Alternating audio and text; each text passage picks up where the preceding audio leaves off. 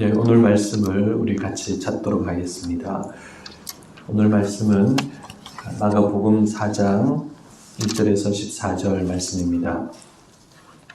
마가복음 4장 1절에서 14절 말씀입니다.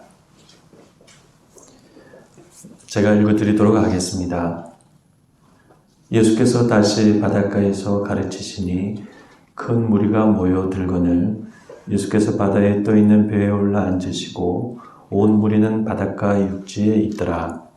이에 예수께서 여러 가지를 비유로 가르치시니 그 가르치시는 중에 그들에게 이르시되 들으라. 씨를 뿌리는 자가 뿌리러 나가서 뿌릴새 더러는 길가에 떨어짐에 새들이 와서 먹어버렸고 더러는 흙이 얕은 돌밭에 떨어짐에 흙이 깊지 아니하므로 곧 싹이 나오나 해가 돋은 후에 다시 타서 뿌리가 없으므로 말랐고 더러는 가시떨기에 떨어짐에 가시가 자라 기운을 막음으로 결실하지 못하였고 더러는 좋은 땅에 떨어짐에 자라 무성하여 결실하였으니 30배나 60배나 100배가 되었느니라 하시고 또 이르시되 들을 귀 있는 자는 들으라 하시니라.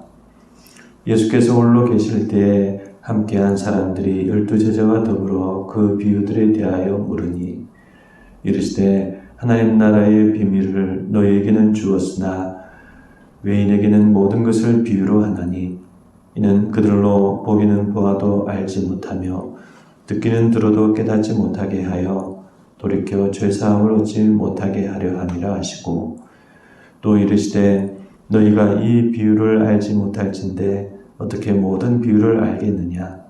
뿌리는 자는 말씀을 뿌리는 것이라. 아멘. 네, 오늘 이 말씀을 가지고 두 번에 걸쳐서 씨 뿌리는 비유와 씨의 성장이라는 제목으로 말씀을 나누고자 합니다. 지금까지 우리는 마가복음 1장부터 3장까지 살펴보았습니다. 우리가 지금까지 살펴본 이 3장까지의 마가복음의 내용을 간단히 요약한다면 그것은 예수님의 초기 갈릴리 사역이었습니다. 예수님께서 처음에 갈릴리에서 사역을 어떻게 시작하셨는지, 그리고 거기서 무슨 말씀과 또 행동을 하셨는지, 그리고 거기에 대해서 사람들이 어떤 반응을 보였는지, 그리고 거기서 그분의 지지자와 또 반대자들이 어떻게 생겨났는지, 이런 내용들이 지금까지 3장의 내용이었습니다. 그래서 이제 마가복음 4장부터는 이런 내용을 바탕으로 이제 예수님을 따른 자들에게 주시는 말씀이 기록되어 있습니다. 이제 예수님은 자기를 따르는 자들에게 본격적인 말씀을 하시게 되는 것입니다. 아시다시피 지금까지 예수님은 자신의 가르침을 제대로 말씀하신 적이 없었습니다. 다 말씀을 하셨지만 논쟁적인 말씀을 하셨죠. 그런데 이제 예수님은 이제 4장에 와서 본격적으로 자신의 가르침을 말씀하시게 됩니다. 그런데 오늘 우리가 이 말씀을 읽어보니까 이제부터 말씀하신 이 예수님의 이 말씀이 어떤 어렵거나 고상한 말씀이 아니었습니다. 어린아이도 들을 수 있는 쉬운 비유였습니다. 들으라. 씨를 뿌리는 자가 뿌리러 나가서 뿌릴새. 그래서 이 비유는 씨를 뿌리는 자가 나가서 씨를 4가지 밭에 뿌린다는 내용입니다. 그래서 이 비유는 씨 뿌리는 비유, 또는 씨 뿌리는 자의 비유, 또 4가지 밭의 비유, 또는 4가지 밭에 뿌려지는 씨의 비유, 이렇게 여러 가지로 불리워집니다. 그런데 이 비유를 뭐라고 부르든지 중요한 것은 이 비유가 매우 중요하다는 사실입니다. 2절을 보시면 이에 예수께서 여러 가지를 비유로 가르치시니 그 가르치신 중에 그들에게 이르시되 라고 말씀하고 있습니다. 그러니까 예수님이 그때 말씀하신 비유가 많은데 마가는 그 중에서 이 비유를 이제 첫 번째로 가장 먼저 소개하는 것입니다. 그래서 마가뿐만이 아니라 나중에 나오는 마태나 또 누가도 다 이 비유를 예수님이 말씀하시는 첫 번째 비유로 소개를 하고 있습니다. 이 비유의 중요성은 또 예수님의 말씀 안에서도 발견됩니다. 13절을 보시면 너희가 이 비유를 알지 못할진대 어떻게 모든 비유를 알겠느냐라고 말씀하십니다. 그러니까 이 씨 뿌리는 비유는 다른 모든 비유의 기초가 되는 비유이고 또 그래서 비유 중에 비유라고 할 수 있습니다. 또 이 비유의 중요성은 이 비유가 바로 예수님의 첫 메시지와 직접적으로 연결된다는 사실에 있습니다. 예수님께서 갈릴리 사역하실 때 첫 번째 시작하셨던 메시지는 바로 때가 찼고 하나님의 나라가 가까이 왔다는 말씀이었습니다.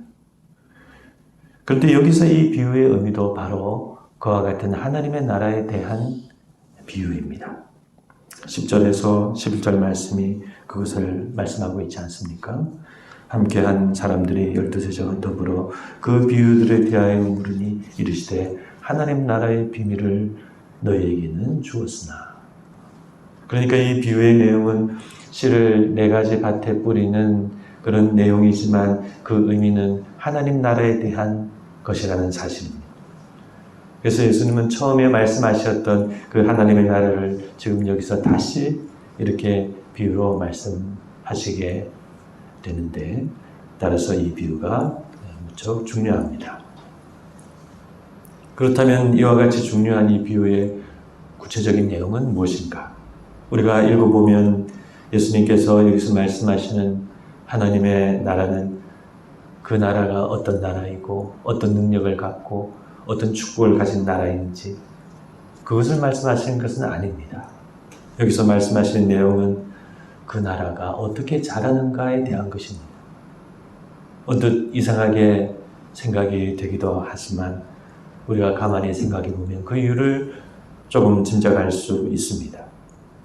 하나님의 나라는 눈에 보이는 것이 아니기 때문에 한두 번의 간단한 말로 설명되기가 어렵고 또 그것을 사람들에게 이해시키기도 어렵습니다.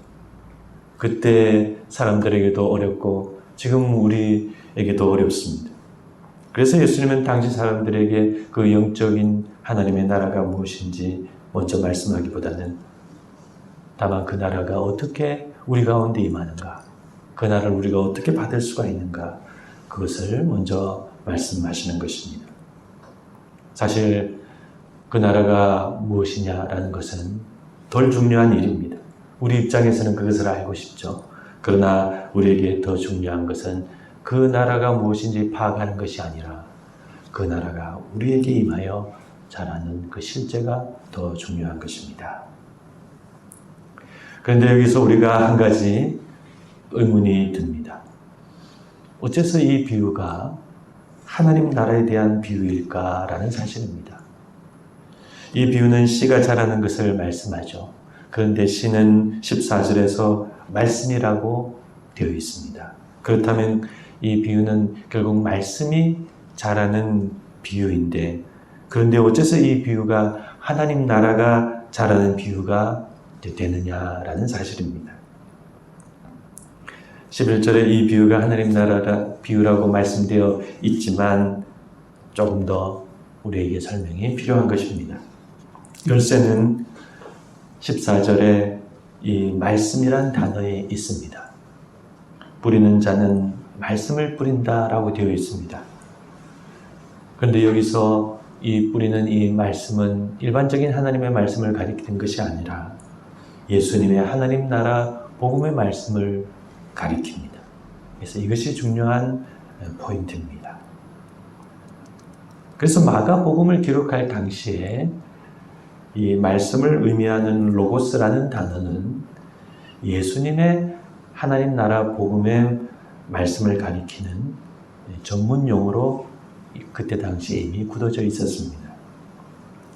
그래서 우리는 그와 같은 예를 오늘 말씀 안에서도 발견할 수 있습니다. 4장 33절에서 우리가 보면 예수께서 이러한 많은 비유로 그들이 알아들을 수 있는 대로 말씀을 가르치시되라고 되어 있죠.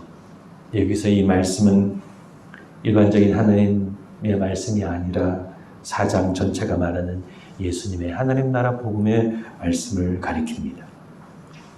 그래서 여기서 씨를 뿌리는 자가 씨를 뿌린다는 그 말씀은 일반적인 하나님의 말씀을 뿌리는 것이 아니라 예수님의 하나님 나라 복음의 말씀을 뿌린다는 의미입니다. 그러므로 이 비유에서 씨가 자라는 것은 하나님 나라의 그 복음의 말씀이 자라는 것이 되는 것이죠. 다시 말해서 그 사람에게 하나님의 나라, 즉 하나님의 왕권 통치가 자란다는 의미가 되는 것입니다. 그래서 우리는 이 비유를 단순히 좋은 땅이 우리가 되어야 해. 하나님의 말씀을 잘 듣고 우리가 좋은 열매를 30배, 60배, 100배 이렇게 많이 맺어야 된다. 그런 일반적인 교훈으로 생각해서는 안 됩니다. 여기서 말씀은 바로 예수님의 하나님 나라 복음의 말씀이기 때문입니다. 하나님의 나라가 빠진 그런 일반적인 교훈으로 이 말씀을, 이 비유를 생각한다면 그것은 이 비유의 본뜻이 아닙니다. 이 비유는 하나님의 나라가 자라는 것을 말씀하고 하나님의 나라가 자란다는 것은 그 사람에게 하나님이 왕이 되시고 그 사람에게 그런 왕 되신 하나님의 통치가 이루어진다는 그런 의미인 것입니다.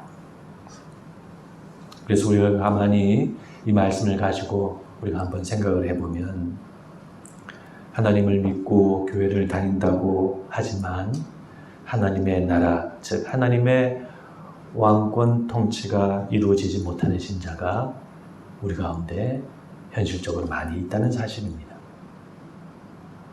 그 사람의 언어와 사고방식과 생각과 가치관과 일상의 선택과 결정 속에 하나님의 다스리심과 통치하심이 보이는가?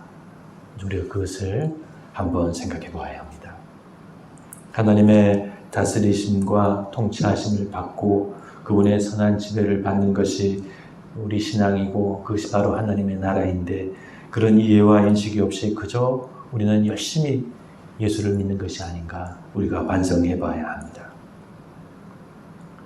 만약에 이것이 반성이 되지 못하고 단순한 일반적인 신앙생활을 우리가 한다면은 하나님 믿어서 우리가 조금 잘 되면 그것은 우리 자신의 의가 되고 우리 자신의 자기 자랑이 됩니다. 내가 예수 잘 믿어서 그런 결과가 왔다라고 생각을 합니다. 그런 분들이 일반 신자들에게도 많이 있겠지만 목회자들에게도 많이 있습니다. 한국교회가 우리 90년대까지 크게 성장을 했죠. 한국교회가 성장할 때 많은 목회자들은 그것을 자신의 능력이라고 많이 생각했습니다. 내가 하나님의 능력을 받아서 교회를 키웠고 하나님이 나를 사용하셨고 그래서 내 교회라고 생각을 했습니다. 그래서 지금 세습을 하는 것 아니겠습니까? 지금 교회들은 바야흐로 세습의 시대로 접어들었습니다. 그러나 교회 세습이나 목회 세습이나 이런 것들은 하나님의 통치와 조화되기가 어렵습니다.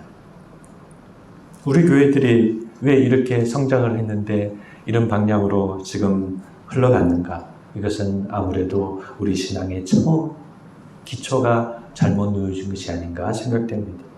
기독교 신앙 자체를 잘못 이해한 것이 아닌가 그런 생각이 드는 것입니다. 기독교 신앙은 하나님의 나라에 있습니다. 하나님의 통치가 나와 우리 가운데 자라는 것인데 우리는 그것을 소홀히 하고 그저 열심히 신앙생활을 한 것입니다. 그래서 기독교 신앙은 내가 열심히 믿어서 하나님께 인정을 받고 천국 가는 것이 아니라 내가 작아지고 사라지고 온전히 그분의 지배를 받는 것입니다. 그게 기독교 신앙입니다. 우리의 더럽고 추한 인간적인 모습은 사라지고 나는 예수 안에서 새로운 피조물이 되는 것입니다. 그래서 성령 충만도 정확하게 말하면 내가 성령 충만을 받고 성령의 능력을 내가 받는 것이 아니라 내가 성령으로 충만케 되어지고 내가 성령의 지배를 받는 것입니다. 그것이 성령 충만의 올바른 의미입니다.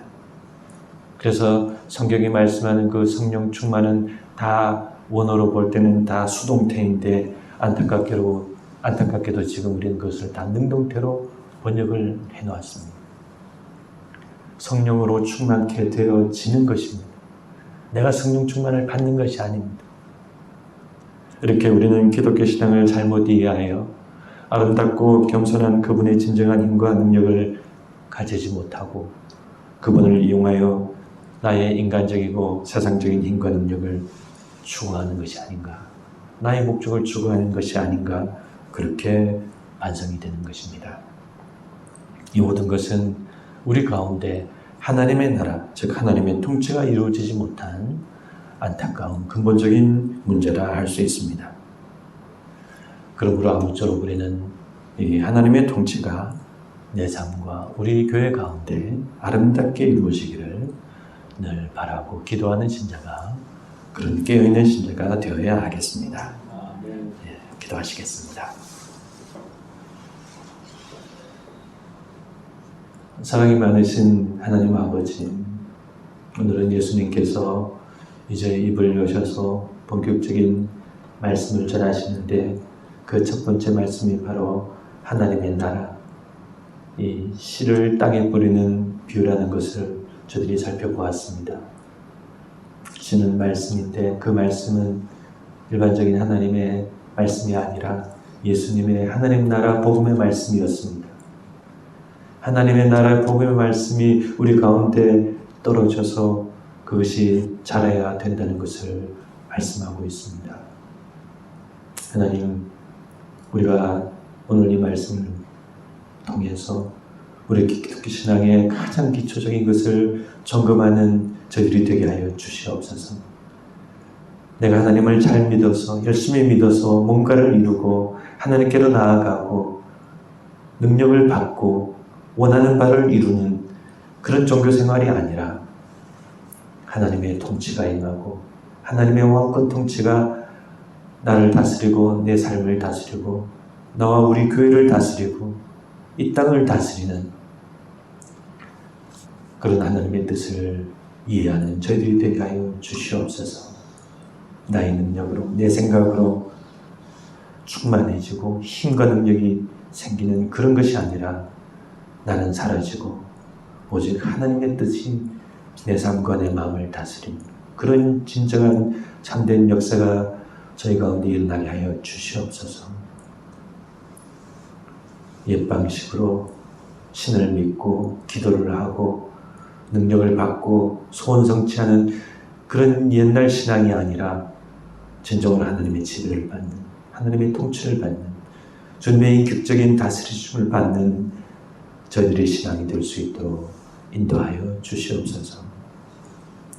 그렇게 하루하루 한 발짝 한 발짝 주님을 믿고 나아가는 저희들이 될 수 있도록 늘 지켜주시고 인도하여 주시옵소서. 감사드리오며 예수님의 이름으로 기도드리옵나이다. 아멘.